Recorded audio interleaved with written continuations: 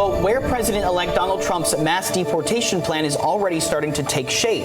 National correspondent Christine Frizzell now with a closer look at the man he's tapped to turn those plans into action.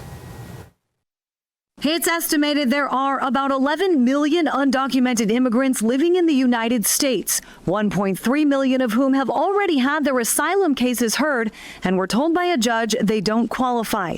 New Trump border czar Tom Homan says they will be among the first to be deported as part of a mass deportation plan set to begin when Donald Trump returns to the White House. You have a right to claim asylum. You have a right to see a judge, and we make that happen.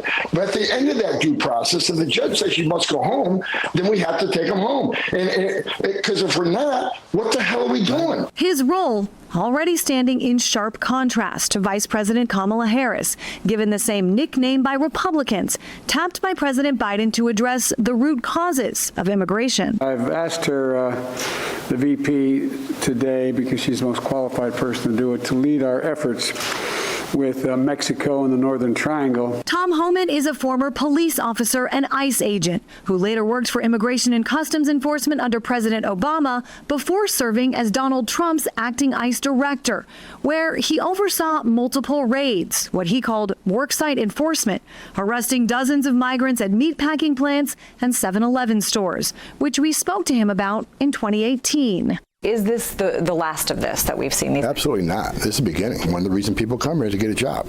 It's illegal to get a job if you're in the country illegally. It's illegal to hire an illegal alien, and I'm going to enforce law. That's my job. Looking ahead, immigrant advocates warn of the fear already setting in communities across America. This is a terrorizing time for immigrants in this country. Whether you're documented or undocumented, you're still on the array of being suspect. And that's really the problem. The Pew Research Center estimates more than 8 million undocumented migrants are currently part of the U.S. workforce, with warnings removing even some of them could be detrimental for small businesses, big businesses, and the U.S. economy as a whole.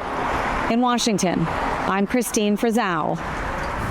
And right now, we're taking you live to X this morning, where local Representative Marjorie Taylor Greene is reacting to the news, posting, quote, Tom Homan will be a great border czar. He'll secure our border and deport people who invaded our country. It's time to end the insanity and fix it, end quote.